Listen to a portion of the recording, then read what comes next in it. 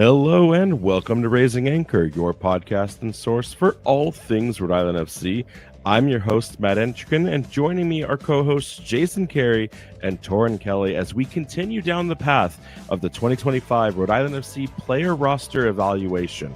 For those of you that don't remember from the episode you should have just listened to, we last left off after evaluating Rio Hope Gunn along with a contingent of other players who we've already given a ranking to. And we're going to go over that really quick, get you caught back up to speed here in this exciting part 2 episode. But gentlemen, we are once again at this. An hour wasn't enough last time, so quickly going back around the room. Jason, how is it going, my friend? Doing great. I always love myself a good part 2 electric boogaloo.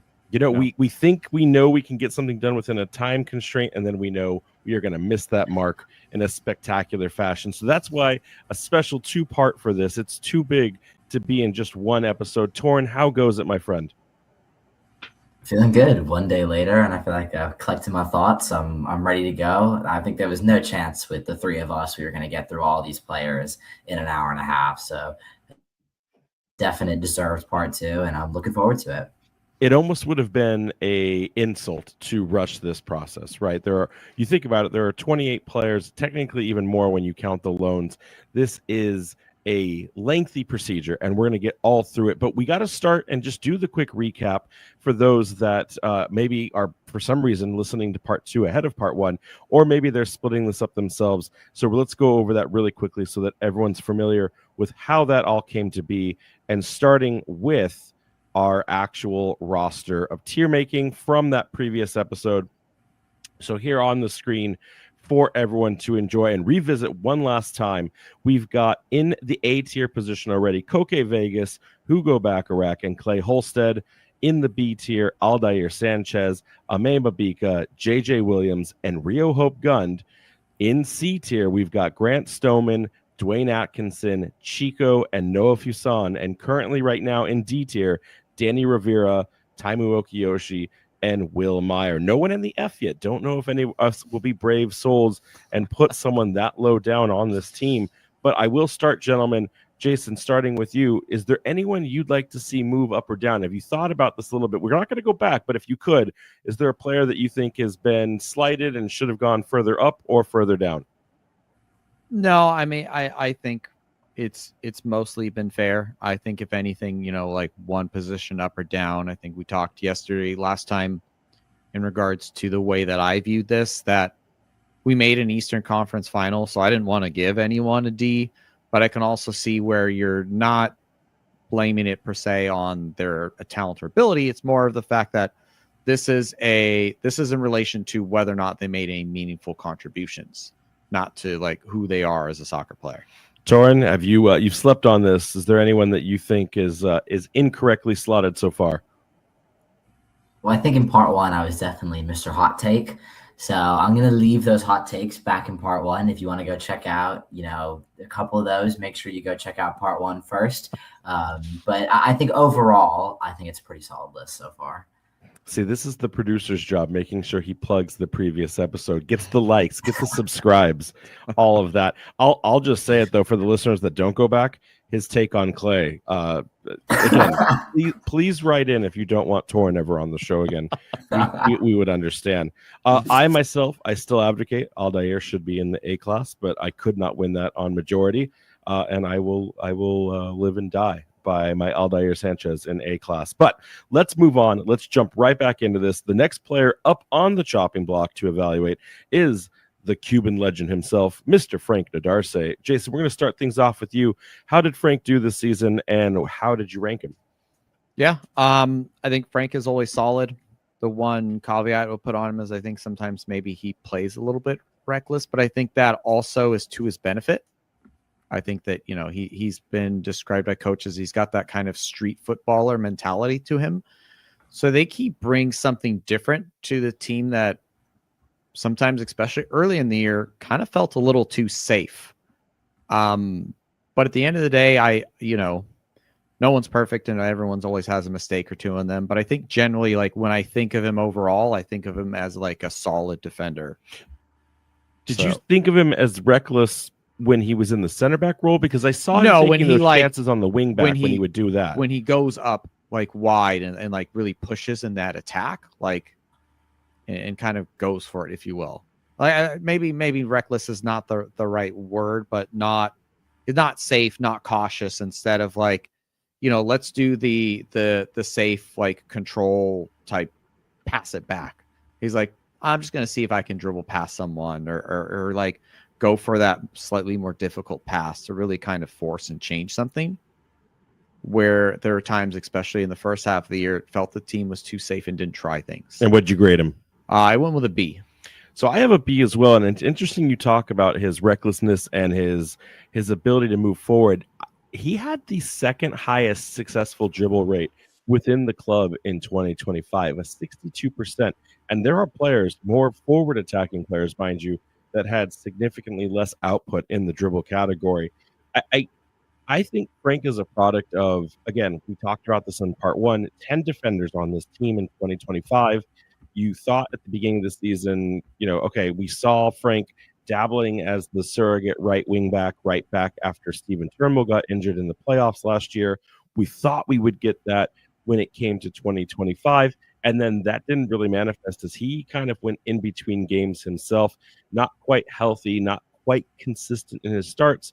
But then as the rest of the back line got ravaged by injuries, we saw him tuck back into a more center back capacity alongside Karifa, playing on both the left and the right as we were trying to figure all of that out. I don't know, and this kind of goes back to something that Torin said earlier about the way Kano put players in positions. Did they benefit? I don't know if Frank Nadarce benefited from Kano's tactics this year of not quite figuring out what was your role and responsibility. Were you going to be that right wing back for us? I mean, we had him as depth. We thought we would get a right wing back replacement, or that Danny Rivera could even potentially jump him as a more, this is my space. I'm going to defend this starting job. And then we didn't quite see that. But that being said, again, the defenders all are basically master classes. I think Grant Stoneman still will be my lowest defender of the ones that actively played. I don't know that Frank can get anything less than a B. Torin, what do you think? So this was a tough one because I actually think Frank Nadarce is probably one of our most underrated players this season. I think a lot of people kind of saw how good he was attacking last year. Obviously, it was second highest goal scorer last season, third highest, something like that. But obviously the goals did not translate this season, only scoring twice and both in cup competitions. But I think he was incredibly underrated with his versatility. I mean, he played 3 different positions. He played at that center back role, back 3, played it right back in a back 4 when Kano had his experimentation early in the season, and of course also played right wing back to a very high level. I think for me, you really kind of missed Frank when he wasn't available. You have those kind of that mid-season stretch when he was out with injury, and I feel like you really missed his presence, whether it was his ability to drive with the ball out of the back line or even playing at right wing back and getting up and down that line and playing that street player sort of energy. And honestly, for me, this one I originally have written down as a B tier, but from speaking about it and from thinking about it last night, he's an A tier for me. I mean, I don't disagree. I think you could champion that, but also too, the amount of playing time he got. And what's really weird with me with Frank is when you look at if Kano suddenly has to chop and change with all of the midfielders he has, it was always like he was then understudy to Amos or to Clay out on the right. Sometimes it was Maxi, sometimes it was Noah. We never really always saw a permanent presence or a spot from a defender out on that far right side, often more likely replacing Grant Stoneman as he continued to be injured. But then if you looked towards the playoffs, if Kano wanted to do the chop and change rotation, he would often, his first inclination would be to drop Hugo back, right? If he had a better midfield trio or a better midfield combination he wanted down the center of the pitch, it seemed like Frank suddenly was always kind of the vagabond. Like he could fill in the gaps in almost any place around the back line, but he didn't have a lock-on spot that he was truly making his own. I'm going to stay with B, but I feel like in 2026, Frank is going to have to really lock in on one spot and of course be versatile. That's what Kano loves, but he really has to find one true calling and really stick to that. I don't know if it's going to be right wing back, but if it's not, does he then fight with Grant and Ame for the right center back spot? It's hard to say, but 2026, again, too many defenders to choose from at this point in time. Yeah. Go on, Jason. So I was just gonna say, like, I could definitely see where you're coming from, Torin. I don't think I would go as high as A, but it's not like a hot take or anything. That's wild. He is a very talented player, but I kind of tend to agree with Matt here in the sense of I think he was suffering from the fact that he didn't have a lock-on position. So despite being consistently good, he didn't ever make any of those positions his own. Yeah, and I think for me, while I agree for most of the season, when you look at the end of the season when he was kind of playing that right center back role in the back three, I thought he was fantastic. I think you look at all 3 playoff games, he was incredibly solid at all 3 games, and no one was getting by him. I think especially in the Charleston game when he played, I think, nearly 120 minutes. He ended up getting subbed out for it was a May who was going to go up and take a penalty, or else he would have played the full 120. He was great against North Carolina. I think he was one of our best players on the pitch against Pittsburgh. To me, I think next season, he is, in my opinion, a shoo-in for that right center back role at the moment.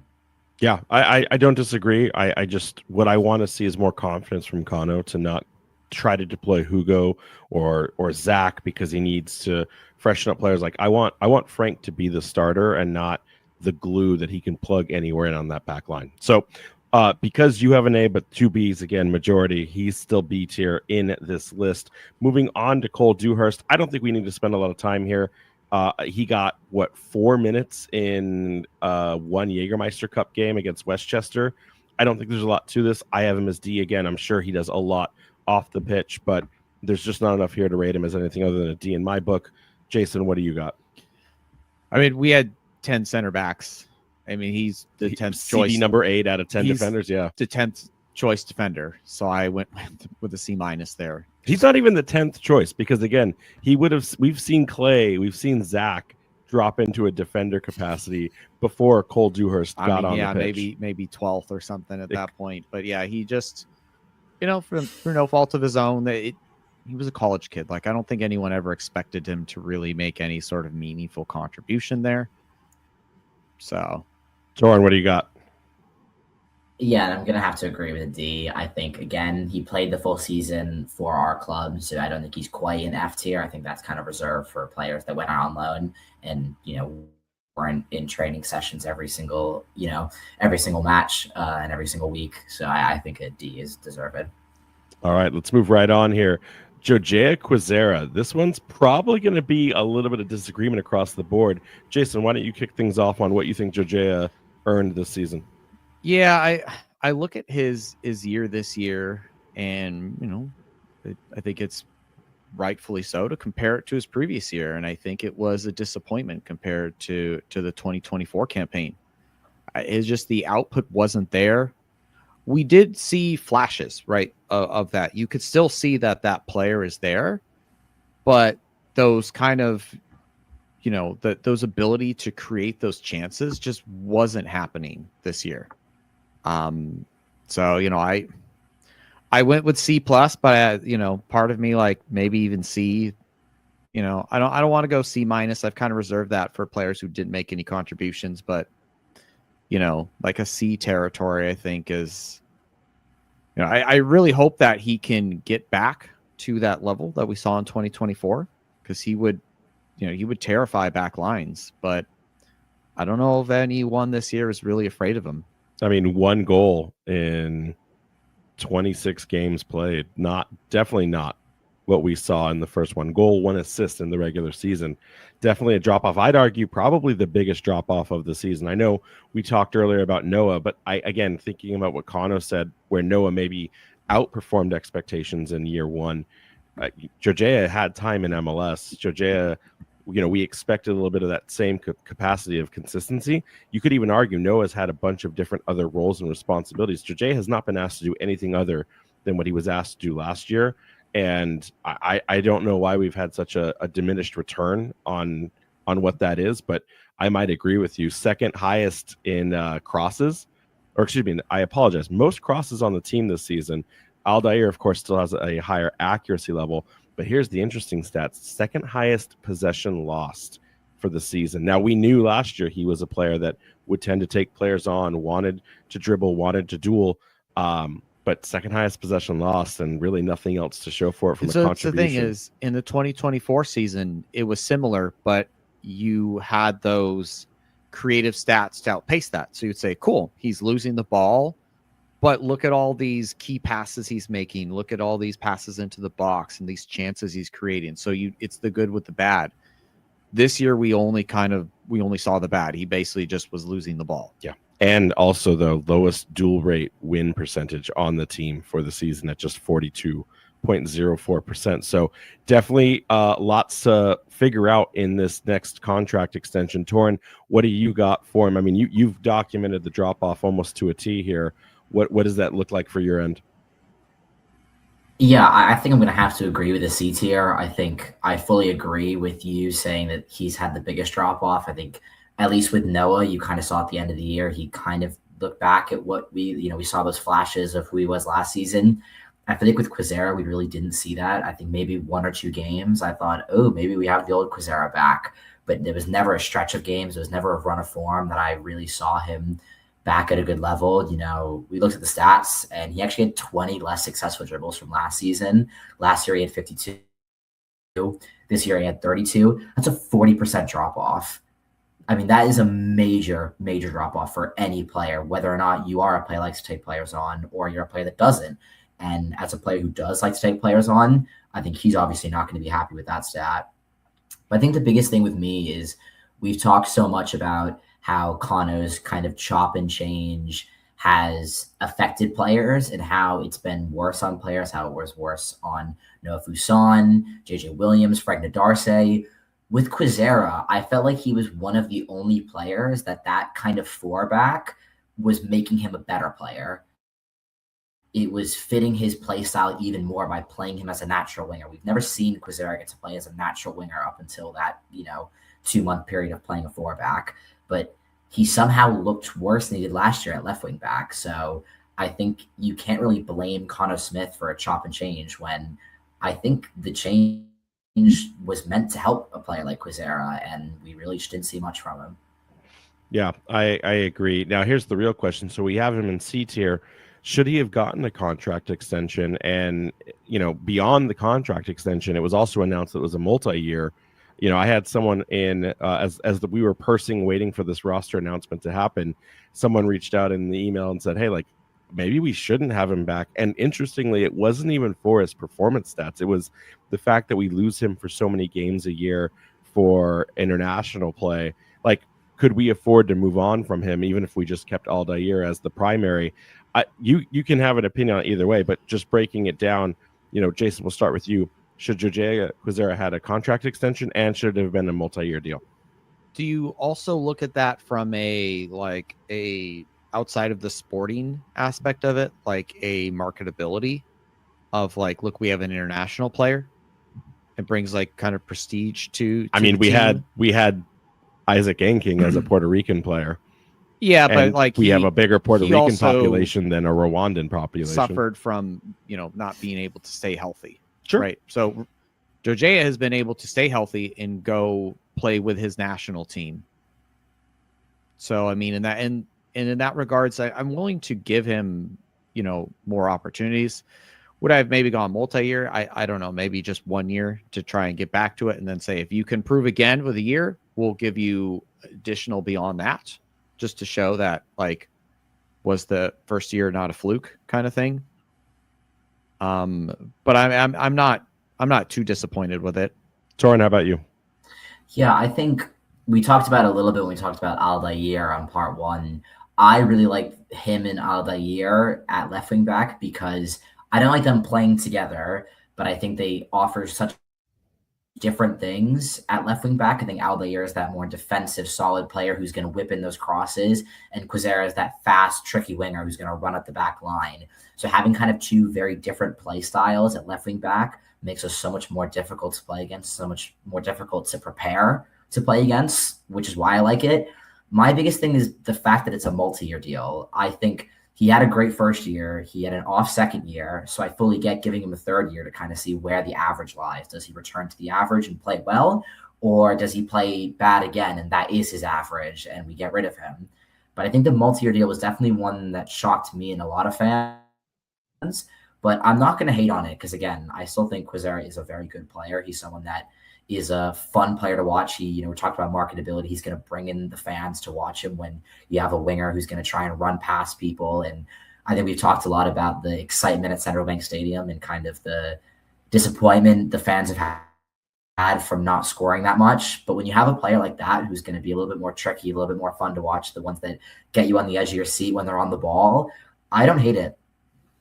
Yeah, I mean, I agree with almost everything you said. I am not a fan of multi-years coming off of a bad performance on an option year. I'm curious if we didn't have the leverage and that maybe Jajea was looking to go elsewhere if it wasn't a multi-year, which would have meant that he had suitors. So someone sees, his latent talent that's there ready to go. But I think you're right, Torin. I think what will burn us long term is if Jojea does not pan out in 2026, and then we have him for the multi-year, then it's like, well, this is the bag of beans we bought, and we have to just settle for that, or then we have to try to talk about how do we offload that. And nobody, you think about the reverse of marketability, then nobody wants to have to be worrying about what kind of player was Jojea at the end of 2026. So hopefully, again, this was a fluke season in that regard. But again, also too, of all the players who have an individual responsibility, they can't pinpoint something back to Kano's tinkering. I think Jojea kind of owns his entirety of his performance for the season. So lots of questions on how he's going to improve in the offseason, and we'll go from there. This next one, the news was announced before the roster that he was retiring. Joe Brito, no longer an RIFC player, retires a legend. I will always remember him for the shot against Monterey Bay in equalizing for our first game at Central Bank Stadium, where we almost lost and did not lose. And what a shot that was. It's currently up for goal of the year from the USL Championship. So if you haven't gone out and vote, please go and do that and give Joe the send-off he deserves. I don't have much to pad here other than that wonder goal this year. For me, Joe was like the utility midfielder that you could plug in, and you could either see him do something like that goal, or you could just completely forget that he's on the pitch. He, and in a lot of ways too, we talk often, like, if I don't know you're there, you are at least doing your role, you're doing your job, but what are you doing to improve the game and the outcome for Rhode Island? I'm not sure he was ever that kind of player, more of a journeyman stepping up from USL 1. I'll still remember his big moments, and I appreciate his contribution, but I can't give him more than probably a B tier. That being said, he does have the most substitutions in 2025 at 15 in the regular season. So, if you had old reliable, it's going to be Joe Brito coming on the pitch.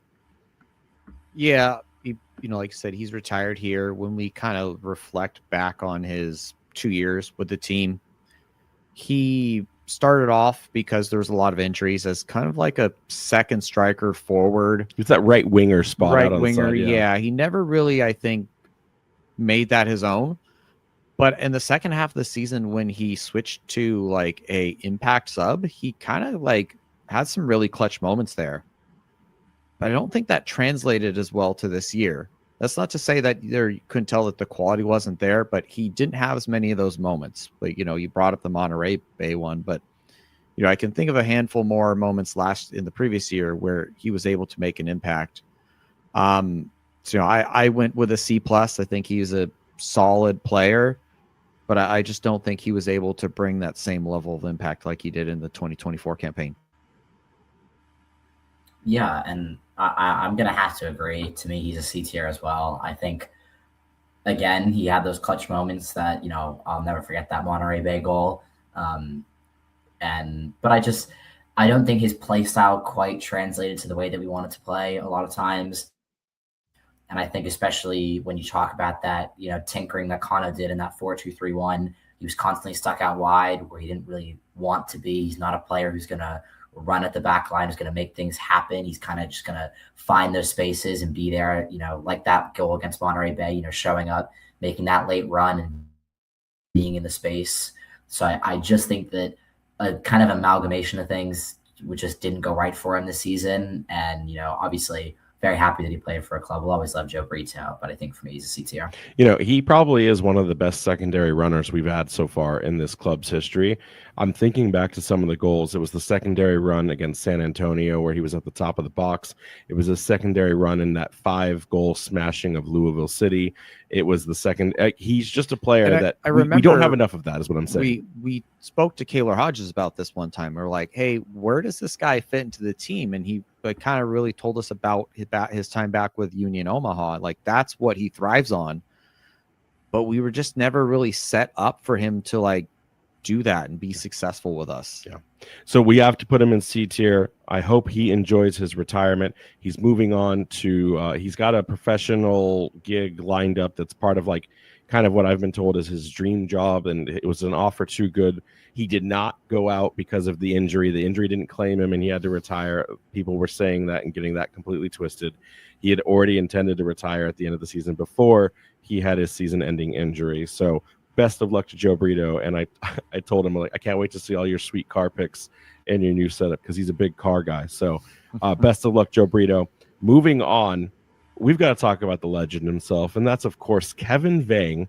And I'm just going to go ahead and we're not even having an argument about this. It's straight to the A tier, right? We need to get the S tier here, and long live Kevin Vang's supremacy. And I won't stand for anything less but that. I mean, yeah, I think that's maybe. Yeah, go on. No, go ahead, Torin.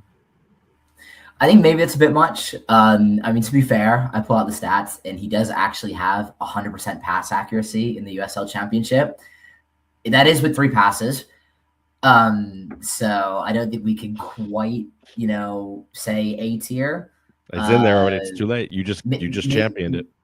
Maybe a hometown hero tier on its own, but I think I'm gonna have to go with D. I think he's gonna fit in with the Cole Dewarsts and the Will Myers on this team. There is a real likelihood, and I just want everyone to be comfortable with it, since I don't think we'll start putting statues of players out anytime soon. I guarantee you there's going to at least be a Vang plaque somewhere at Centerville Bank Stadium in the next 15 years, and that could be one of the first player recognitions that go up somewhere in the stadium grounds. So, we don't have statue money, but we've got plaque money, and I could very well, because he's going to do more in the academy spaces and in the youth soccer programs. He's going to be a permanent namestay within Rhode Island soccer culture. And after all these other great players that we're talking about tonight, they go on to other clubs, or their stars burn and fade away. Kevin Vang will always be here for us. So I'm just telling you now, get ready for that first plaque. Jason, do we leave him in A or do we drop him back down to D where Torin says? Yeah, I mean, I went with C- in the sense of, his contributions to the team. If we look at it from that standpoint, he played, I think, 4 or 6 minutes or something like that. It was very minimal this year. He's a hometown hero, lifetime contract. I imagine he'll be part of this team in one way or another. If, becomes part of the back office or staff or part of like the coaching, members at some point. But if we're looking at purely from, did you contribute to this season?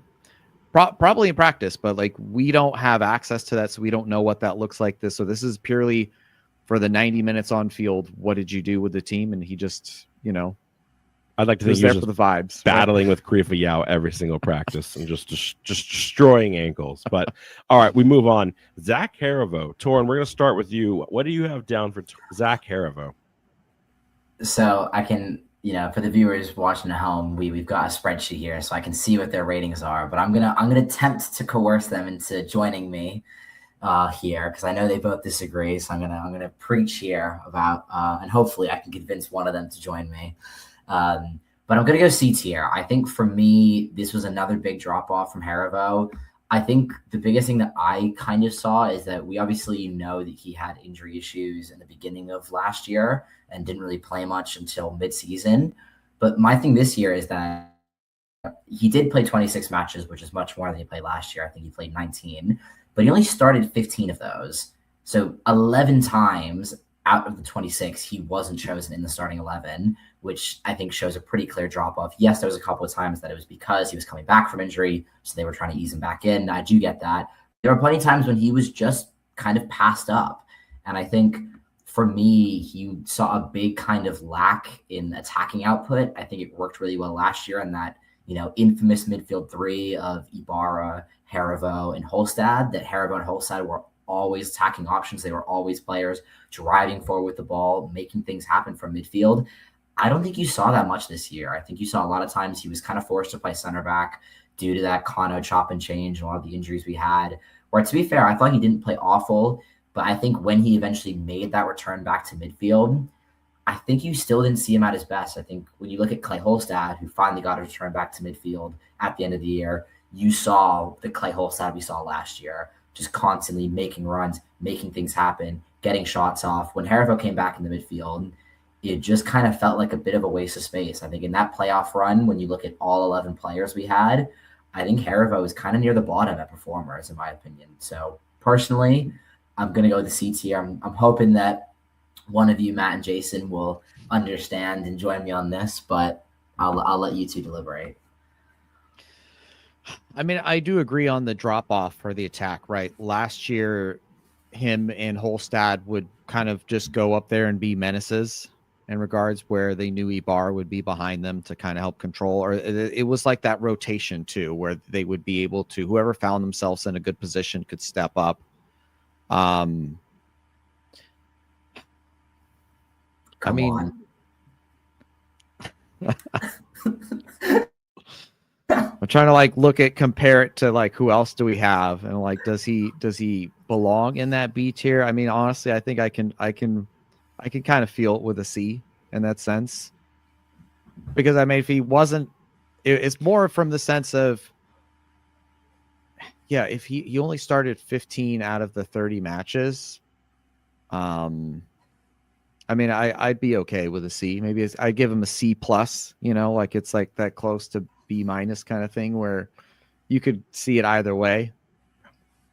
There is only one player on this roster this season that has a 50% goal conversion rate based on his shots on target, and that is Zach Haribo, who, mind you, how many of those did who, he take, mind you, it was 4 shots on target with 2 goals. But I will remind you that before he came to Rhode Island FC, he had scored 2 goals in his entire career. And what wonderful goals those were this year. That long range shot against Tampa, and then that silly deflection goal against, what was it, El Paso. I'm all about the chaos of Zach Haribo. Now, that being said, I will argue, and I will try to pull you back, Jason, to my side of things. I don't disagree that Haribo had a drop off this season, both attributed to his injuries and his constant and his rotation in and out of the squad. But I would also argue that, like another player we're going to talk about in a minute, Zach Haribo suffered from 2 things coming together that he couldn't control this season. One, Maxi Rodriguez being added to this squad was such a disruptor. We talked earlier when Clay Holstad almost got a C from Torin. We talked about how there was such a displacement from that midfield trio we see so much success in 2024. We also then knew that would also affect not just Clay, but Zach and Mark Ibarra. And we saw that all season. What we didn't know, as we were trying to project which player would be like the permanent outside looking in, was we didn't know Bacharach was also going to be coming from the other side of that conversation. Hoops all midfielders. So displacing what was a perfectly serviceable trio midfield into a 3-4-3 system where you could argue that Hugo or Maxi should have been on the pitch at some point. So I think that because we brought these other players in, and Hugo definitely deserves to be there above anyone else. Maxi we can talk about here in just a few short seconds, but I don't think that it's so much that Zach suffered from a performance drop as his role changed compared to what he was doing for us last year. If you think about the games where he started seeing sizable minutes towards the end of the season, he was put back up in an attacking midfielder role, but that was his only chief responsibility. He had a defender like Hugo behind him, or at times Mark was there. It wasn't the same rotation. It wasn't the same pulley system where one midfielder would go up, the other one would fill in the space behind. That's why we saw such a lack of attack generated through the midfield. It was always going down that left channel. We couldn't sustain intentful possession and build up play. So instead we bombed down the left wing or we bombed it over the top. Very little came through that way. Now, is that Zach's fault for not getting the start, especially with his relationship with Kano? No, Zach wasn't as good of a player as other options that Kano had, and Kano picked those players over him. So you could still say that Zach, by extension, had a worse season. The stats say it, but darn it, Jason, 50% goal conversion rate. He's got to at least be a B-. All right, I'll give him a B- because he kept his long hair and Maxi didn't. Boom, done. He was true to himself. Let me ask you this, Matt, as a rebuttal. Do you think that Zach Haribo should be on the same tier as Aldair Sanchez? Oh, good point. He's going straight to C. Good call. Good call. Yes. That's just logic. That's just logic. Come on. That's just logic. All right, we move on. Definitely Maxi Rodriguez. Jason. Maxi's an interesting one here. Maybe this is not any fault of his own, but he was a star in 2024. And so he came in with big expectations from the fan base. I feel like we've had two players now that we go out and get as they had a huge season, and then we bring them on and we just cannot find that same level of success. Chico in 2024 after his golden boot, Maxi Rodriguez after his first team all championship last season. It's like we shouldn't be going out and finding those players. Maybe we could maybe argue that it's chalked up to a learning process. We are still a new club, so we're still kind of figuring out some of that. But when we kind of look back into Maxi here, it felt like we almost changed the system to complement him at the beginning of the year. Where have I heard that before? Like we all of a sudden we're playing a 4-2-3-1 to a certain extent. There's always a lot of movements in Kano's team, right? So that starting position doesn't mean everything, but we weren't really known. We didn't do a lot of 4-back line stuff in 2024. We were mainly 3-5-2. So we tried that, and there was a lot more possession, and it felt like maybe, okay, we're going to try and use center attacking midfielders with some wingers to try and create some opportunities. It just never really worked out. We kind of switched back to, a 3-4-3. We moved him around through some of those different positions. And it felt like there was a time period where he was kind of one of the right winger to a certain extent, but would also drop in to be an auxiliary midfielder. And it felt like the performances were starting to get to a point okay, maybe this is his role. Maybe this is working out. And then he got that injury, concussion. He missed a match or two, and then it just never really felt like we saw much of him again. He was reduced to a late sub. I mean, a late sub, like 2 minutes of garbage time. Yeah, or just to come on to take a penalty, and he had some big moments for us, and he had some decent performances, but it just looked like he suffered from us not knowing what to do with him.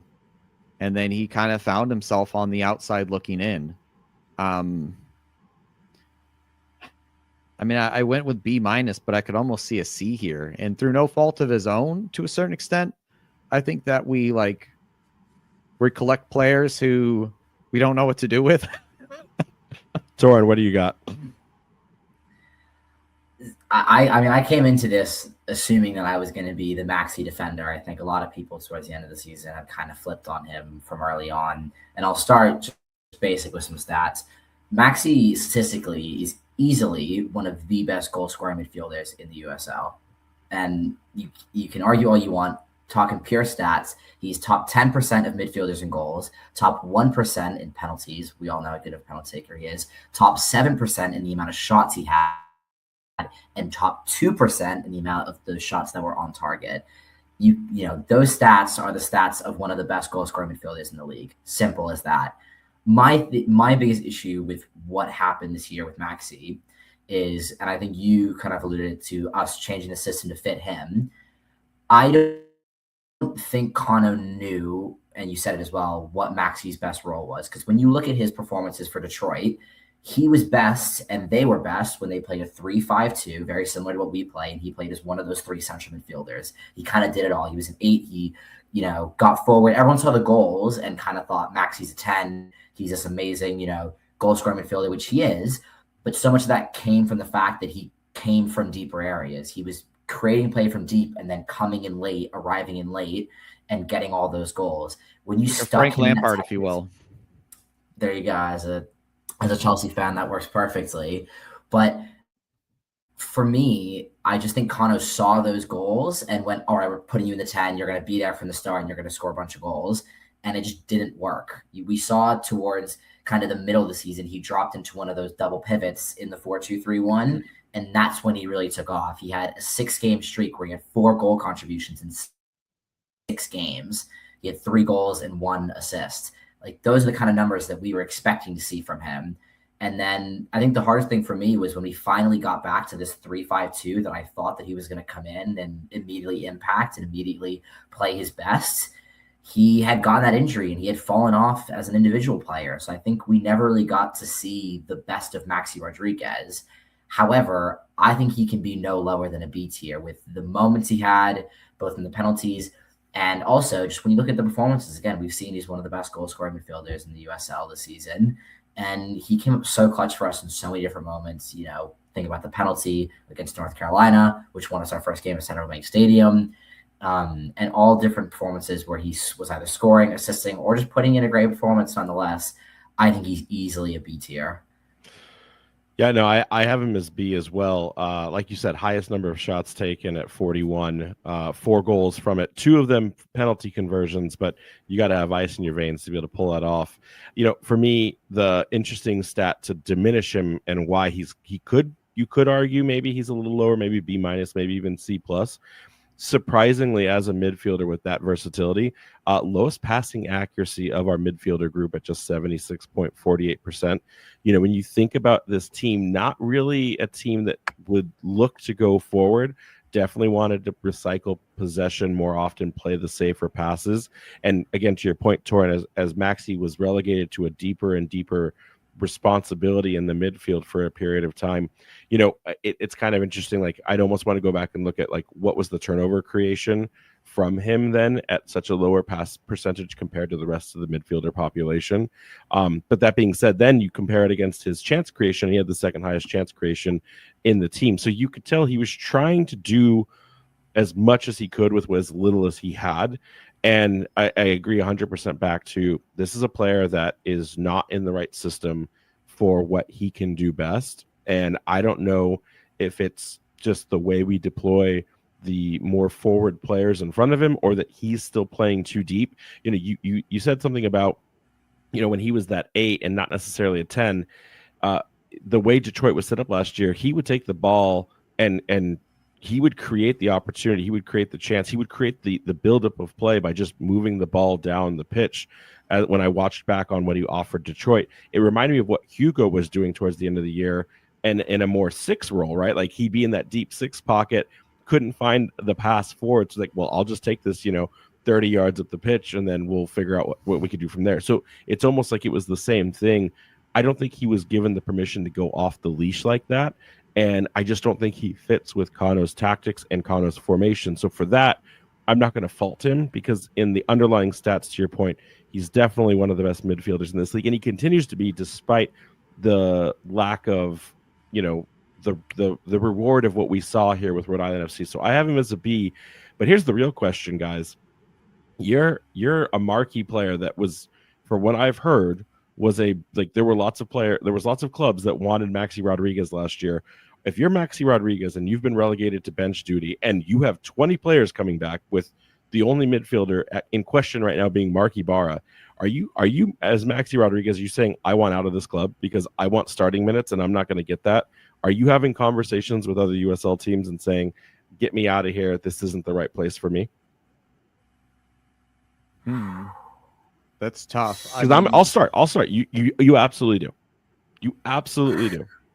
If you're not getting starting minutes and you are being utilized as a from the bench, ice in your veins penalty converter, and that is the best thing you can be relied upon, and you're working to do all these other things that it's just not paying dividends on the pitch, you're not getting your starts, why would you stay for a club like this? And I think I heard Ryan say it on Tide Talk.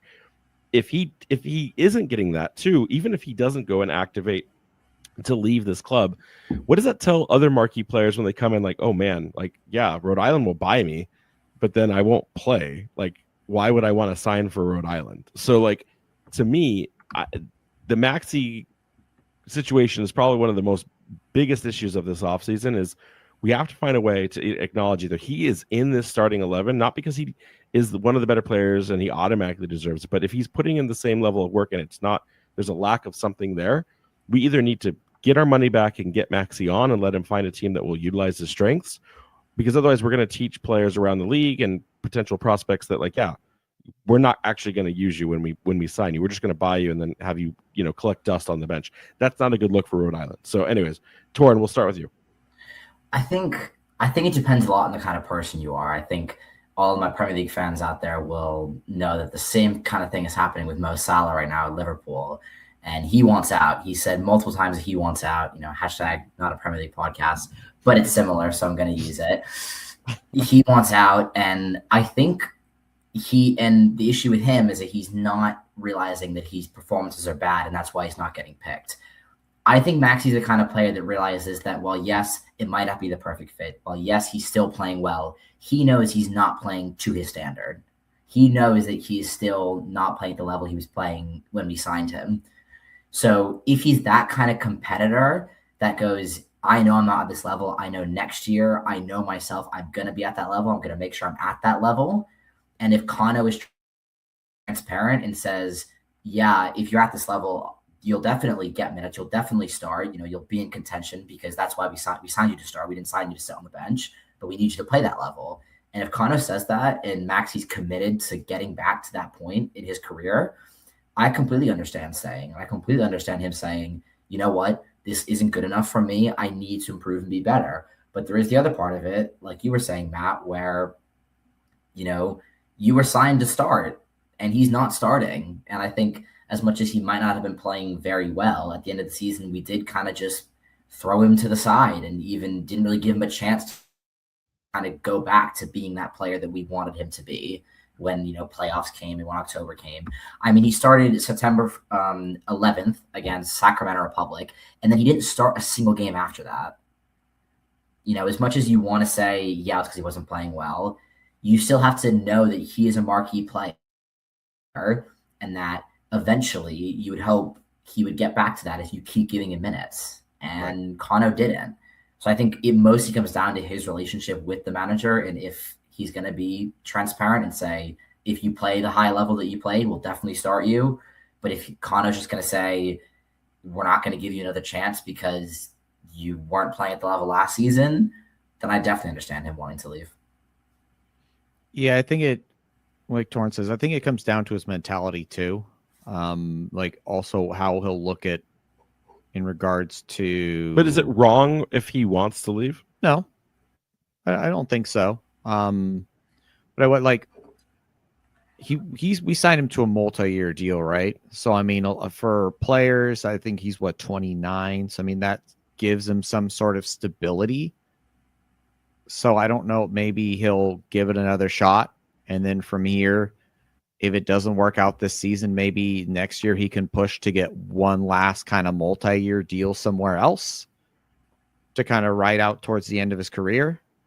But at the same time, like I wouldn't be surprised considering how little involvement he had towards the end of the season if he does want to look for, somewhere else to go. We will see. We'll be watching that story very closely. Torin, let's start on to the next player, Jackson Lee. What do you have him rated as?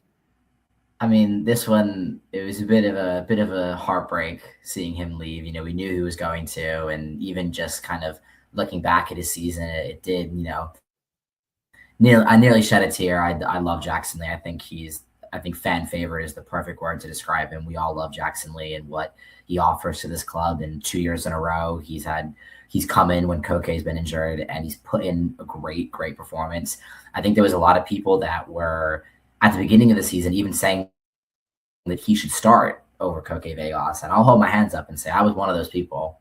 I think I would definitely disagree with myself now, but that just shows the level that he was at. He was playing like a starter. He definitely isn't kind of a backup material.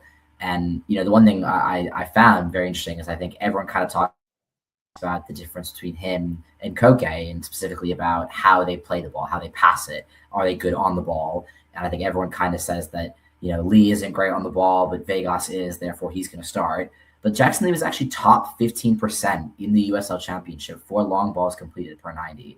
Like, that's a pretty good stat for someone that only played, a handful of games. So I think it just shows how underrated he was. I wish him the best in the future, and I cannot wait to see what he does next. Jason, what'd you rate him? He's solid B tier for me. Has to be. Jason? Yeah, Jackson was a great backup. Honestly, maybe too good to be a backup keeper. I guess the only knock against, I think that we didn't see the same level from him as what I think we got in the first season. But I mean, maybe, there was a lot of change. And during the time that he was playing, right, we were suffering from a lot of injuries. So maybe I can't this is why I don't share my notes. You just stole my notes right off. I think that once he I think that he has a relatively high ceiling once he can kind of find a team and just kind of get some consistent minutes there. Turns out that's not going to be with us, which understandable. I think Koke is going to be here probably till he retires at this point.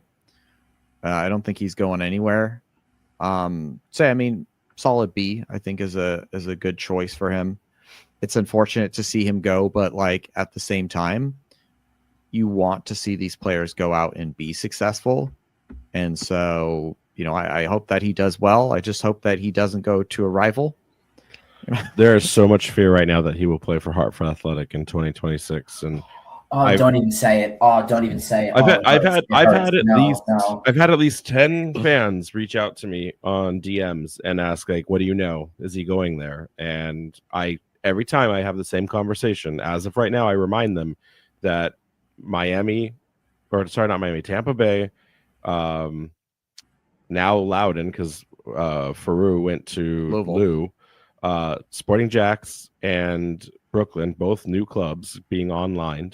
At the time, Las Vegas didn't have a keeper. Now they went and got Jared Mazzola, who I would have liked as our next backup. And then Hartford. So there's at least 6 USL Championship clubs that still need a spot. So I would say relax, calm down, and if that actually happens, we'll deal with it in time. And Jackson Lee will go from fan favorite to public enemy number 1. But we'll deal with that when it comes. I haven't even heard if Siaha's actually going to the Red Bulls. It's just one of those things that was discussed on the Blazing Musket pod from a fellow beat writer. So it's hard to say. But listen, I also have a B for him. It's really interesting last year when Jackson Lee would get the minutes, whether it was in Open Cup or it was in the Koke injuries early in. It was he started to show that he was worthy of being selected.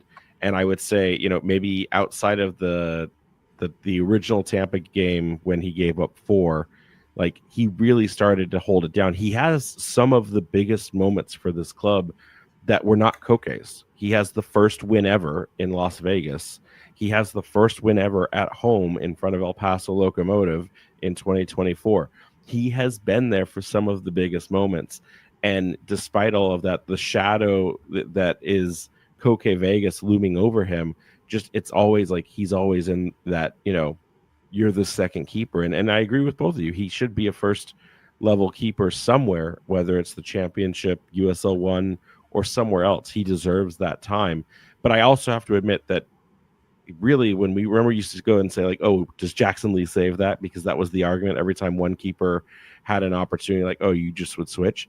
I don't think Jackson Lee had the same level of consistency this year, and he had an even larger amount of time to shine for it. 10 goals in 8 league games. It's a drop off. Now, Jason stole my note a minute ago. Could you argue that Jackson Lee made Koke a better keeper this year? Oh, that's 100%. Because if you look back at the previous year before, in 2024, we'd say Jackson Lee was the better shot stopper and Koke was the better keeper, or in terms of distribution. Sorry. But now this year, when Koke came back, some of those saves he was making were phenomenal. Yeah. And it's almost where Like, where did this come from? And Jackson Lee's save percentages, while not nearly as good as Koke, for the minutes that he did get, he was putting in work. The problem is that, Koke came back and inherited a almost solidified back line at that point. The only final adjustment was Job coming in and making it even better, whereas Jackson Lee was contending with 25-day contracts with Rio Hope Gunn having just joined the squad, going through injury after injury. And so, like, while that's, it's a team effort, it's a team game, you can't help but, like, yeah, that's probably why some of our goals allowed happening under Lee existed in the first place. I will tell you right now, the thing that annoys me more than anything was Jackson Lee not being allowed to continue his cup run it deep into the stages of the semifinals and the quarterfinals and then the semifinals of Jägermeister Cup. I thought that was one of the most surprising things that I had ever seen because, Kano had said, once I have my guy, I have my guy. It looked like for all intent, he was going to keep Jackson for all of the cup competitions. And then it was like almost like Kano had this internal monologue of, well, that was what I was going to do. But Jackson, he already got like 10 games in Koke's absence, and I need Koke in for every minute. So I'm gonna put Vegas in. I don't know if that motivated Jackson to go, man, like I'm not even any of the games I was promised, so to speak, for the end of the season. Like I definitely don't want to be here as a backup keeper. Like, why would we? But I think it's less of that and more of the fact that we all recognize that he should be a number one starting keeper somewhere. And so it's just time to move on. From what I've been told, the club wanted to keep him, but Jackson was the one looking to say, hey, I need to go and play my trade somewhere else and make the name for myself that I want to. So I don't have any ill will towards it. I think as long as it's not Hartford, Jackson Lee's going to do great, but I do think he's a B tier. So any final thoughts, or should he have stayed for one more year and kept Koke honest? Torin? I'm not going to be able to sleep after that Hartford comment. That's my last thing. Like, I'm going to be like sweating at night thinking about that. If I have to go to Hartford and watch an El Clamico with him in between the sticks with a Hartford jersey on, I don't think I can mentally prepare for myself for that. We need to move on. We need to move on right now. All right, 7 players to go. Jason, Mark Ibarra's up next. How did you rate him? And also, should he? I mean, apparently he's the one of the 2 players. Again, him and Will Meyer allegedly still in contract negotiations, which is why we haven't seen the final thank you to them. What did you rate Mark Ibarra? And then also, should we keep him if the option presents itself? I think he is solid, but he suffered from injuries this year and just didn't get a lot of playing time. And then, I went with a B because of his solidity, and maybe I don't want to hold the injuries against him, but like also look at some of the other impact midfielders. Like he feels like he's the safer option. And I would argue in 2024, his distribution was really good. But then we also scored like no set piece goals this year. Maybe part of that just because he was injured. So I don't know. I went with B, but I feel like I could almost go with C in it too, especially if like he just ends up not coming back. Unfortunately, I do like him as like a reliable option, but with how strong our midfield has gotten, like I don't know. Mark Ibarra played less time than Zach Harivo and Hugo Bacharach. And when you think about their roles and responsibilities, primarily they played in center back positions, they played in defensive roles. I think you're right about Mark. Like, and unfortunately to Mark, last year he was so great as he almost was the 6. We called it a triangle. On, baby. He was the garbage man. Right, he was the garbage man. I think now in what Kano looks for in a midfield player is the dynamism both up and down the pitch. And when you look at what Hugo now offers, what Maxi can offer, what Zach can offer, what Clay can offer, it doesn't feel like there's a way in the current structure of how this team is being set up for 2026 that Mark makes sense as anything other than a depth role. So then if you're Mark Ibarra, you got to ask yourself, do I want to be, midfielder number 5, midfielder number 4? What I agree with you on is that, like, I think he is a B tier still, because you could argue C, and if Torin wants to again persuade me, I'm ready to be persuaded. But like, he still did a lot in the defensive categories for this squad. Despite only playing 45% of the games, you still look at, his penetration in terms of final passes, or passes into the final third, passes into the box. He was still in the upper quartile despite that defender kind of nature, or that defensive nature.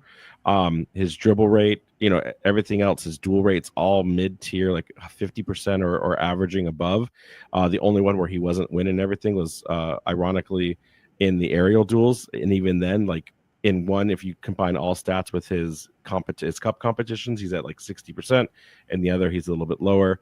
So like he's a box to box guy, but like just doesn't do enough splashy stuff. And we have better midfielders. So like the whole conversation of, if I'm going to put him next to Maxi, do I feel as good as that, or putting him adjacent to Zach Haribo? I think I've answered my own question. I think I got to keep him in the C tier for that reason. But again, Torin, I'm going to let you influence my vote here. What do you got for him? And should we keep him? I find myself in this position again, but no worries. I think I can hold my own again. I think Jason kind of clarified this really well. The first word that you used to describe him was solid. The best thing about Ibarra last season was he was solid and he was reliable. This season, he started 15 games, and injuries, whatever, makes sense. Do either of you know how many games Ibarra started last year? I don't have 2024 stats. Probably like 33 out of 34 games or something crazy like that. Matt, your guess? I'm going to say I don't remember him being injured. We didn't have midfield competition at that level, so I'm going to say he started 29 games. He started 37 out of 38 games last year. There we go. That's a more than 50% drop off. And I get you're injured. I get that. But when, in my opinion, your best attribute and what you best impacted the team with last year isn't there anymore, I can't put you higher than a C. And if we want to talk about the stats, we look mostly, again, he played that defensive role. His per 90 stats, he dropped in pretty much everything. He dropped in his recoveries, in his possession won in the final and middle third. He was dribble passed way more this season than he was last season. His tackles are lower. His duels won are also lower. He was actually dribble passed the most out of any of our midfielders per 90. This is, as much as I hate to say it, those are very alarming stats. Very alarming. I agree. For me, as much as I don't think I can put him in a D, but those stats make me want to put him lower than a C. But I think again, he still, when he played, he still is not reliable. He still put in a solid performance when he did. I just think that you look at that level of drop off, and as much as we talk about, Quizera, JJ, and Noah, maybe we're not talking enough about Ibarra's drop off as well. But again, with his injury, the injury is definitely something that killed any chance, and the competition was more fierce. Again, bringing up Bacharach and Rodriguez, kind of putting the double pinch on his position, and almost, forcing him out. But it's that injury. I mean, remember, he had this really weird one where he was out for 5 to 6 weeks, showed up in the starting 18 or in the 18 for game day, didn't get into the game, and then was gone again for another like 8 weeks. So like there was definitely, injuries that continued to persist. But to your point too, Torin, like he was also our set piece and our corner maestro last season. Like we talk about Frank Nodarce's 6 goals. I'm pretty sure 5 of them were from a kick delivered by Ibarra. And this season, he was completely removed from that responsibility. Even when he was on the pitch, other players were taking that role on. So definitely a drop off. I guess the question then is, not knowing how he could fit into this team in a new season, do we want him back, or is it time to go find a different type of midfielder, or we don't need another midfielder and go spend that money and that energy on a wing back or a winger or another striker? Would you bring back Ibarra even if the price was right at like 4th or midfield number 5? If we could keep him healthy and he would accept a more of a rotational role, I would be happy to have him back. But I just don't know if that's what he would want. Torin, how about you? I wouldn't mind it. I think I would want it depends on the way Connor wants to go, in my opinion. If he wants to kind of scrap this year and go back to this kind of counterattacking, robust play style, I love to have him back. But if we want to change to this more possession-based style of play, slow build-up, I think Ibarra was never really that kind of 6-1, never really dictated play, never dictated tempo. So if you're going to move to that, I think you have to kind of move on and go to a guy that's going to fit the system. And I think Ibarra's not that guy. Yeah, Hugo can do that. So, okay. Moving on here, Karifa Yao. Torin, start us off. What's his grade and why? I think this one was an interesting one for me because I think at the beginning of the season, I was a big person who was against Karifa Yao. I was not a fan. I think he really dropped off in the second half of last season and kind of deserved to get the drop to the bench when you had Dugan, Grant Stoneman, and Darce kind of as that back three. And that kind of shifted up, and Yao kind of saw himself as that rotation player. But I mean, what an improvement. Like, we talk so much about players dropping off, and it's such a sad thing. And, it's been a very, sad tone, but, bring the mood up, because what an improvement Yao has made. He has more duels and aerial duels won and percentage of both. So not only is he winning more of them and playing more, but he's also winning a higher percentage of both of these stats as well, including more block shots. I think his recovery defense is incredible. When, players are beat and it's a 1v1 him against, their striker running in behind, his recovery defense is second to none. I think he was incredibly underrated by the USL. I think he easily should have been not only in the second team, but honestly, in my opinion, in the first team for the USL Championship All-Star team. You cannot say, I can't give more praise to Karifa Yao. As someone who wasn't big on him in the beginning of the season, he comes into next year as a locked-on starter, easily in that central center back position. Easily, he's an A for me. Jason?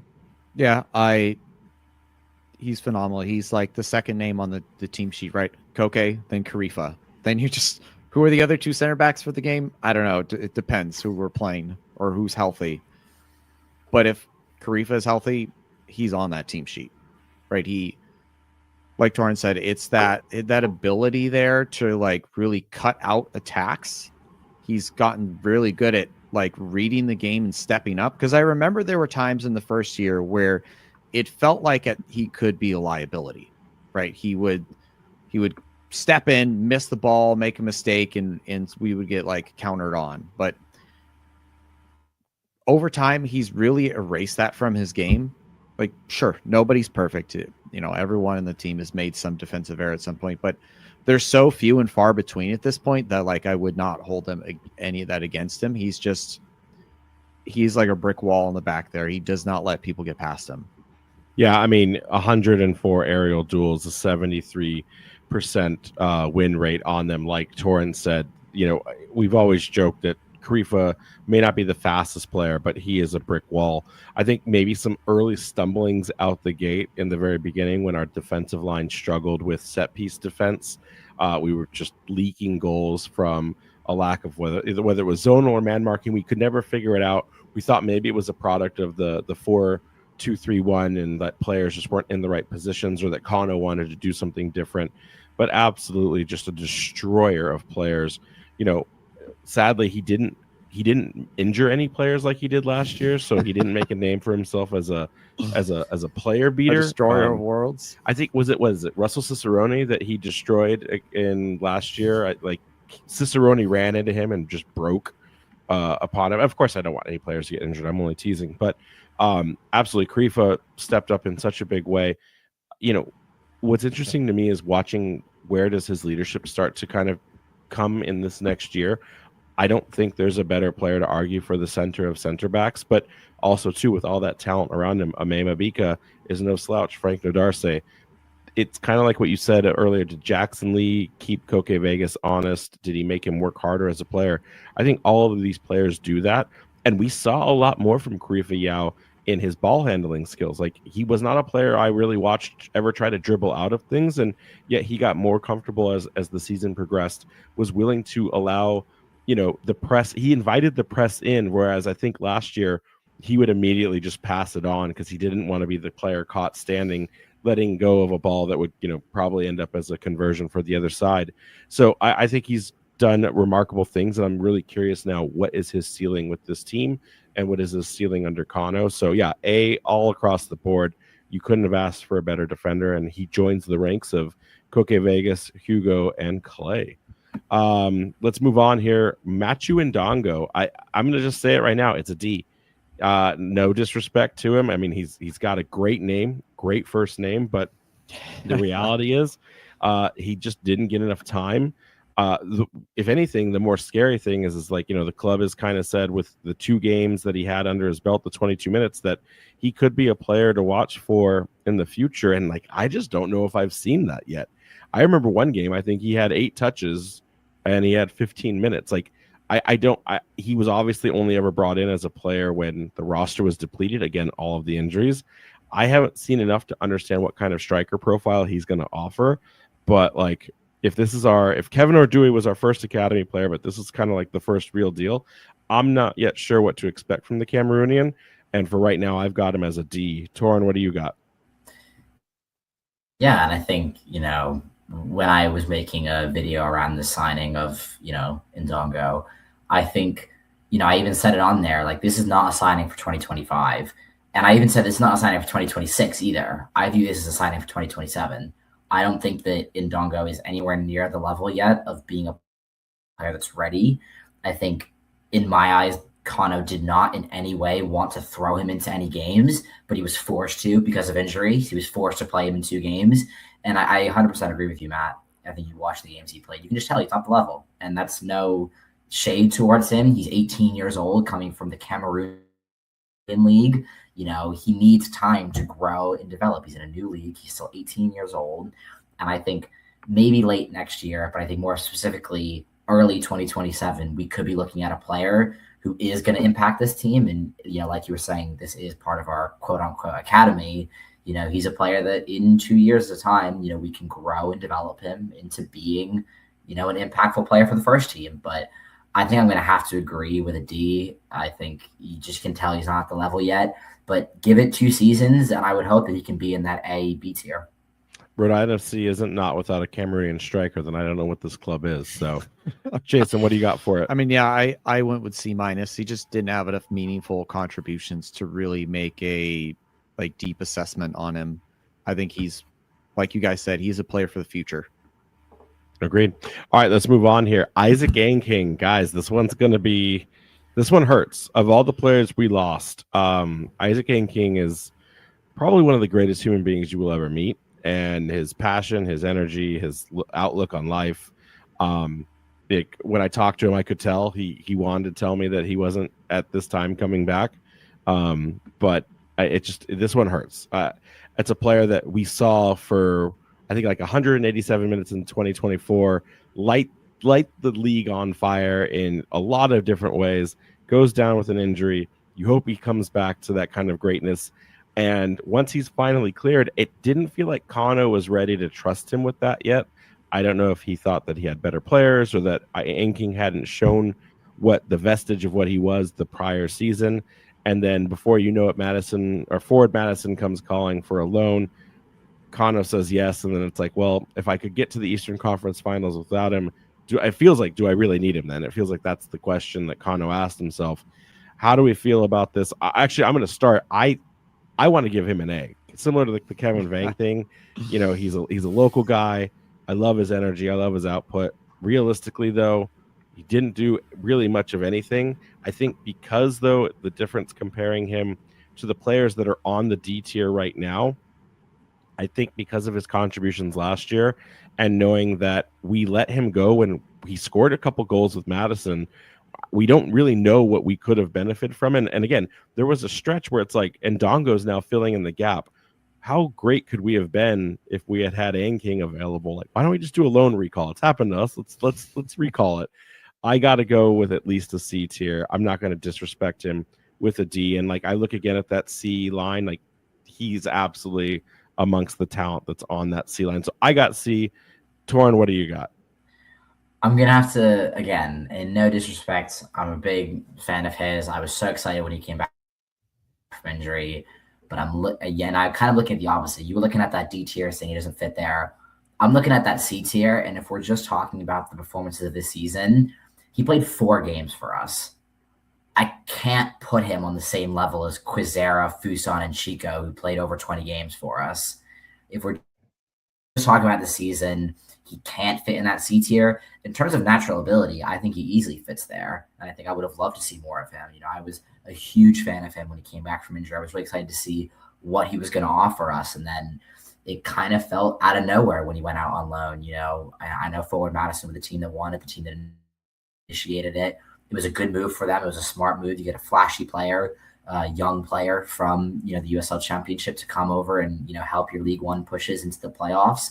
But if we're just talking about his performances for Rhode Island FC this season, I mean, he played 4 games. I don't think you can put him in that C tier. I don't think he is on the same level as players like Harivo, Ibarra, Fuson, Chico, Quizera, even Stoneman and Atkinson. I think you can't put him on that level for a player that played 4 games. So for me, he's D tier. I mean, he has the fewest possession loss stats in the season for any Rhode Island FC player. So he never lost the ball in 4 games. Yeah, 58 in minutes. 4 games. I get it. I mean, if we really want to go there, in 4 games he had more duels than a couple of other players that did not get loaned out, and he had a better dual recovery or dual win rate. But I hear you. We'll go there. Jason, I'm saying C. Torin saying D. What are the vibes taking, my friend? I mean, I didn't give anyone a D, so I gave him a C minus. He barely played. That's unfortunate to see him go. I hope that he can revitalize his career elsewhere. He's clearly a talented player, and I want to see him be successful. Yeah. It's unfortunate it can't be with us, though. Yeah. And I want him to make fat kid sized sizes for his apparel brand. So he's too busy fitting players with all the drip, and I want a fat boy size. So, all right, let's move on here. Matthew Corcoran. Man, this one's weird. This one, I'm gonna go less. I'm gonna start this one off. I'm gonna go less than what his actual performance was, because again, similar to Ang King, it was such a small number of games. It was 4 games. It was 4 matches in the league. He had additional cup matches performances there. The thing about this is, I don't understand bringing on a player that you're not going to have in terms of, and then also him having the start. Like, I don't think he was any better than any of our other midfielders at that time. I don't know why you would invest the resources. I don't know what we thought we would be getting out of that, other than that it was a relationship from Kano's time in Birmingham. He saw something special in Corcoran. I could understand if you were going to keep him for the rest of the year, then that's an upgrade. You can tool him into what you want. But I feel like Kano knew, maybe he didn't think it was 4. Maybe he thought it was like 6, maybe 7 games. But like, he knew it was a short-term contract. At the time, I didn't want to believe it. But I think all parties involved knew that this was a very short moment. Do you go and get a player that's going to get you through a handful of games? And I don't even think there was a lot of wins in Corcoran's time span. I think it was mostly draws and losses. I could be wrong. But like, for me, the transaction felt weird. I didn't really enjoy it. And so I'm giving him a C on the vibe check of it. From a performance, like, he just didn't get enough time to impact. So I'm going to say C, but like, you could easily put him down with D. I think he's a better player than the players in D, but like, I don't know. The whole Corcoran situation was probably the weirdest thing of Rhode Island season, and we don't talk enough about it. Jason, do you want to go first, or do you want to default to Torin? Torin can go first. I'm still trying to collect my thoughts on the. I honestly forgot about this, and I saw that you guys rated it. I'm like, oh, I need to do it too, and just kind of like threw a letter grade out there. But like, now the more I think about it, I'm like, I don't know. I could definitely be argued a lot lower. To clear up his games, he played 5 games for the club, 3 wins, 1 draw, 1 loss. The loss being the Hartford 3-0. But we beat Detroit 1-0, beat Birmingham Legion 1-0, beat Charleston 1-0, and then drew 0-0 to Loudoun. So I'd actually argue that was probably our best run of form other than Hartford. I'm gonna have to cut this podcast part out so that I don't look like I got that wrong. So four regular season games and then one Jägermeister Cup match, correct? Yep. Okay. Yeah. Yes. For me, this is really tough because I'm trying not to contradict myself from what I said about Isaac Anking, but you know what? I'm going to do it anyways. I give Corcoran a B. I loved Matthew Corcoran when he came to this club. I think his play style is so unique to this league. A tempo setter, a true proper six who's going to distribute the ball, who's going to make that tempo. I've been saying for months before we signed Corcoran that we needed a player like this, and I don't even think Hugo is quite that player. I think he's a player that wants to pick the ball up and drive with it. But Corcoran is the player who's going to just make those simple 1-2 touch passes that you might look at the game and not, understand why that's helpful. But when you look at players like Ibarra and Hugo, who are kind of more, adept to losing the ball in those areas, and you look at a player like Corcoran, who is press resistant and so good at progressing the ball with his passing, he was this new, unique play style that I don't think we've ever really seen around FC. And in my opinion, I have no idea if the club are looking at it. If we had the option to loan him back for next season, I'm 100% saying yes. I think he was very good in his first 5 games. I think particularly when you look at the Loudoun and the Birmingham game, I thought he was the best player on the pitch in both of those games. It's tough because he only played 5 matches, but in those 5 matches, I thought he was one of the best players on the field in all 5 of them. The one thing I guess I would argue about so he was press resistant, better than anyone on our team. I do remember that. The one complaint I did have about him, though, was his passes were not progressive. They were very sideways. They were good passes, right? He had a very high pass completion, and you could tell that the talent was there. But do you think that that's just a symptom of him not being with the team long enough to know where the attacking players are making runs to? Or is that just his style that he's going to distribute the ball sideways 9 out of 10 times? I think it's a mix of both. I think a lot of his play style is kind of playing it to players in space, and that's often sideways, when I think in particular, if I'm remembering right, the Birmingham game that I thought he was one of, if not the best player on the field. He played with Ibarra and Maxi in the midfield 3, and constantly he was moving the ball to side from one to the other, and eventually one of those players that had space to drive the ball forward and move into that space. So I think, maybe he wasn't playing it forward, but just being able to, play that ball side to side until someone finds that gap. And when you have players like Maxi, Ibarra, Clay, who love to drive forward with the ball, I thought he fit like a glove in the system.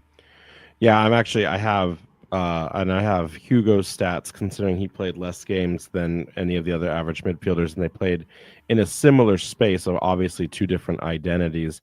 It looks like Corcoran only had about 1/3 of his passes in a forward direction, whether they were long into the opposition half, cycled 2/3 of his passes in possessional passes and defensive passes. But to Corcoran's merit, he had one of the highest passing accuracies on the team, even in that short amount of appearances, whereas Hugo had one of the lowest passing accuracies because he definitely was trying to get the ball forward more often. I think, to your point, and just to keep things flowing, I think Corcoran fits what Kano wants. He definitely wants to rotate play across each side of the pitch, recycle, and move the ball left and right. I think, though, because of the lack of our attackers finding ways to find attacking, I think we need a player like Hugo to be able to carry the ball forward. I think Corcoran would make our attack even slower and less purposeful. But if we can find players that can do more with the ball, then Corcoran could be, again, to your point, Torin, I'd rather have Corcoran at this point, I think, than Ibarra. That could be the player. Then if we're talking about where do we go lock in a midfielder, if Nashville wants to loan him back down, but again, for a full season and none of this, we'll call him back 5 games later, I'd play ball. But otherwise, I don't want loan players that we can't actually utilize for the entirety of the season. I gave him a B, just out of rating really quickly. What did you say, Torin? And I'm going to stick with that. I gave him a B. Wow. Okay. Bring him up there. Majority. All right, let's bring this home here. Amity Jope, A-.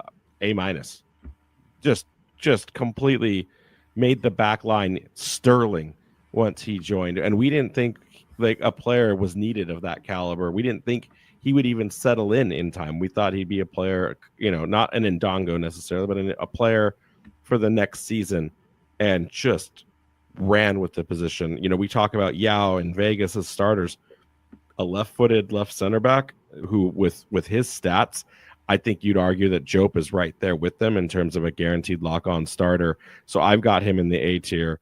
What do you got, Torin? This one was tough because I even remember, I think it was the day before he started his first game, it was one of you two messaged me saying, will he get more than 50 minutes this season? And I remember specifically my answer was no. And 584 minutes how later. How wrong could I have been in every way possible? He was incredible. I think originally I have him written down as a B, but just looking over some of these games, I think he's easily an A. I think you look at a player where he came in and we talked about progressive passes and how does our defensive midfield move the ball forward. There's no one in that back line that moves the ball forward like Hamidi Diop. And it's just have someone like that who from 9 games, in my opinion, has easily locked down that left-sided center back next season for himself. And I think it's only his to lose. I mean, to do that in 9 games is nothing short of incredible. I think he goes straight to A tier. Yeah, phenomenal signing. I think he integrated into the team seamlessly. I went with A+. I mean, he was taking free kicks at the end. I mean, like he is a great player that just kind of feels like he came out of nowhere. I mean, I like, again, it's hard to compare because of the minutes per player average. But when you look at the rest of the players that were on the back line to compare against and this is surprising, the 8 games that he played with 6 of them as a starter, he still was only 20% behind the season totals for our players who had 25 games or more in long ball penetration, like accurate long ball penetration. Like he is a sniper with that left leg. So I cannot wait to see what happens when we get a full season under our belts with him. So he goes straight to A. And then Torin, bring us home. Amos Shapiro-Thompson, what do you got him rated as? I mean, I think anyone who knows me personally and has heard me talk about Amos Shapiro-Thompson knows exactly where I'm putting him. And it's straight to the top. I love AST so much. I think he's just like, he embodies so much of this kind of Rhode Island FC small state mentality of this kind of like bulldog energy, I guess you could say, where there's no one that runs more than Amos Shapiro-Thompson. There's no one that wins the ball back more than Amos Shapiro-Thompson. And when you look at this kind of, arc he's had from last season to this season, where he could barely get minutes last year, to being Defiance's player of the year, starting almost every game this year, being a big contributor in almost every game this year. And I mean, I don't think there's anywhere else you can go but A tier. He landed in the top 5% of midfielders for tackles 1 per 90, and he's like 5'7". Like that just shows the energy that he brings to this team. And I think it's so much more than just his play. I think that energy and his pressing and relentlessness, it picks up the rest of the team. It makes the rest of the team want to fight alongside of him, want to keep going. And I can remember so clearly that first game he started, the first game at Central Bank Stadium, he started in that double pivot. And I remember all of us being like, this came out of nowhere. What is Connor Smith doing? And you look at it now, and it was a bit genius. It was. And it's like when you look at all of the negatives, I think we talked about in this tier list about Connor Smith, this is a major positive from him in getting AST integrated into this team, getting him in the starting role. The versatility you can talk about. He played right wing back, right wing, cam, CDM, as a box to box. I mean, as a 10, I cannot run out of words for how much I've loved watching AST this year, and I just can't wait to watch more of him next year. I think I question where he'll play next year with kind of all of the rotation. I thought he did do a good job at right wing back at the end of the year, especially against Pittsburgh. I thought he was really good defensively. But with kind of everyone coming back from injury, it does kind of make you wonder if, and I'll leave this question to the both of you, where does he fit in this team going into next year? Well, we'll answer that as we rate. So do both there, Jason. So yeah, I went with an A here too. I mean, for me, I think it was a bit of a slow burn. I think I'll admit I wasn't immediately hyped on him the way that Torin was, but I saw that it's like, okay, there's something here. And then dog in him. He just kept putting in the performance after performance after performance. And then it just like, okay, this guy, he is legit. And it doesn't seem to really matter where you put him. He's like the Energizer Bunny. He just keeps going. My favorite part of him, we talked about Joe Brito kind of blending into the background a lot of times. Amos Shapiro-Thompson, while he was in multiple different roles, different responsibilities, he always had that tenacity on just like he was a dog chasing any player down, and he didn't care their size, he didn't care their speed. He didn't care if he was on offense or he was on defense. Like, he was taking it to them. I mean, third highest recoveries from the midfield population. He is a scrappy, explosive player, and I think we benefited in a lot of ways. I almost question, could we have gotten a home playoff game last year if we had Amos Shapiro-Thompson available at Burns Stadium, just because of his dynamism there? And like, imagine being able to relieve Turnbull after 60 minutes and then putting him on. Like, he has an ability to break down players, and you wouldn't think so because of his size and his stature, but like also at the same time, like, don't ever doubt what Amos Shapiro-Thompson can do. Torin, excellent point. I mean, he was keeping Junior at 2 in his pocket in that Eastern Conference final, and I don't think many of our players would have been set up well to do that. So absolutely, he's an A for me. I originally thought maybe a B plus, because I want more goals and I want more contributions, whether it's assists or goals, and like that necessarily wasn't his forte. But you can't deny the progress, the meteoric rise he had from last year, playing 45 minutes in the regular season and then a sprinkling of appearances in the playoffs, to being, I think, and I looked at it earlier, I think in terms of appearances, he was like 6th highest in our appearances this season at 27 games in the regular season, not including cup matches. So absolutely gets an A for me, and he will join our friends at the top of the pile. So as for where he fits next year, I'm going to quickly say I would like to see him be an incredible impact sub that comes in around the 60th minute. I think that is where he shines very well, because I'm still a big proponent of, I want to see a dedicated right wing back come into this team. And then I want to see Clay. I want to see more of the Clay Hugo experiment next year in the midfield. But if I also was told Amos Shapiro-Thompson's going to start every game somewhere on the pitch, I wouldn't be angry about it either. Jason? Yeah, it's so hard to say, because like, I kind of want to have a dedicated right wing back, but he's put really good performances in there, and I don't know if that somehow he could make that position his own. And maybe if he did, like, I honestly would be okay with it. And like you said, I don't think I would be upset to see him anywhere on the pitch. I just don't know exactly what that spot would be. He had some good performances up front as well too, kind of hounding the back line, being that like, second striker. But that's thing though, at the same time, like maybe. But I don't want a player that's a I don't know. I don't want a duality player. I want a specialized wing back. I want a specialized winger.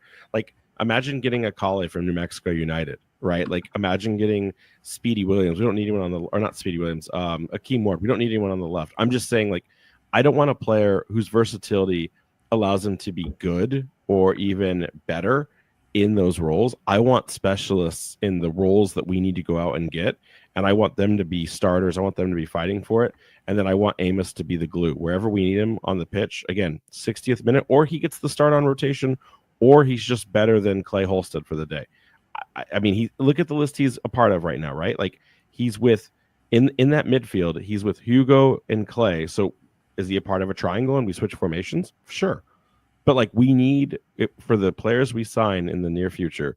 We need better players to make our current players better versions of themselves. Better equals more better. Simple as that. So Torin, you asked us the question. So what do you think? You clearly see him as a permanent lock-on starter. I think it's a tough one. Honestly, it's a tough one. I think it obviously majorly depends on who we bring in. I think if we don't bring in a right wing back, I've said it earlier in part one, for those of you that watched, that I think Danny Rivera will eventually be that starter at right wing back. If we don't bring anyone in, I think he's a great player. He's a very consistent player. But I wouldn't be surprised if he starts the season as a right wing back starter. And I honestly, if we don't sign another midfielder, I think I've already kind of shown that I'm not a huge fan of Haribo. I think he's dropped off a lot. And if he doesn't pick it back up, I'd be more than fine to have a midfield three of Hugo, Clay, and AST. I think, yeah, you might not get that same level of creativity and technical ability that Haribo offers you, but you're getting that relentless pressing. And let's not, AST is still a very solid midfielder technically. He was still someone that majorly improved on that. He was always someone that was relentless, always someone that pressed the ball. But I think the biggest thing he's improved on is his technical ability. He's someone that last year we really didn't see much of. When we did, he was just kind of, oh yeah, bring him on in the last 10 minutes and you'll press. This year, I think he was a dangerous option. I think, yeah, he maybe didn't have enough goals or assists as, I and most Rhode Island FC fans would have enjoyed, but I still think he could kind of slot in. So I agree he's the glue, but I think he's a locked-on starter as that glue, if that makes sense. I think either if we need a right wing back, he's going to play there. If we need a third midfielder, he's going to play there. If we need a second kind of number 10 underneath JJ, he's going to play there. And I think he will switch a lot throughout the season, which I think is what kind of makes him so good and what makes him that locked-on starter for me. Agreed. Well, we will find out more as the offseason continues and we find out what new players will join Rhode Island for the 2026 campaign. But in the meantime, we will put this tier maker list out so that, one, you can see what we put, and then also you can create your own and see how that compares. So look for that probably most primarily on Blue Sky and X, because that's the only place to easily share the link. And then, of course, on the Discord. And, go ahead and play along on what you think the right alignment is. And then let us know in comments, either in the podcast, in the video, or on those socials on why we got something so right, or, of course, why we got something so wrong. But that's going to conclude it for this show. It's been a pleasure talking soccer. I don't know the next time the three of us are going to be in a room together, so to speak. So I look forward to it in the near future. But in the meantime, Torin, what's the final word from you? Final word. I mean, it's been a heck of a season. It's been a bit crazy. I think it's a bit, crazy. It's coming to an end. Let us know down in the comments below in any of our social medias or this video kind of what you want to see from us in the off season. What kind of videos do you want to see? I'm speaking for myself, but I love making these kinds of videos where we're talking about performances. We don't have to talk about one thing. We're kind of just giving an overall. So if you want to see videos of us talking about next season, maybe us talking about what kind of lineup we want to see next season, make sure you let us know down in the comments down below. But yeah. Jason, what's the final word on your side? Well, it's always a great time, gentlemen. This one's been running long, so let's just wrap it up here as we are at the end of a very long season, and look forward to what we hope is another fun one next year. Make sure to check out our friends over at the Blazing Musket for all of your New England soccer coverage, and that's including RFC at theblazingmusket.com. You can check us out on Twitter, Threads, TikTok, and Blue Sky at RIFC Podcasts. You can check out our Instagram at Raising Anchor. And then we got that website, raisinganchorpodcast.com. Anchor's up, y'all. Anchor's up. Happy holidays. Anchor's up.